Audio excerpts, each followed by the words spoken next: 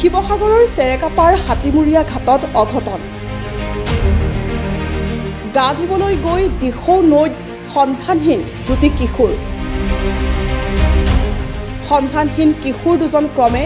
পূৰব কাশ্যপ দত্ত আৰু ঐশ্বৰিক ৰংমন মেধি শিৱসাগৰৰ চেৰেকাপাৰৰ দিখৈনৈত কালি বিয়লিৰ পৰাই সন্ধানহীন হৈ আছে সপ্তম শ্ৰেণীত অধ্যয়নৰত দুগৰাকী ছাত্ৰ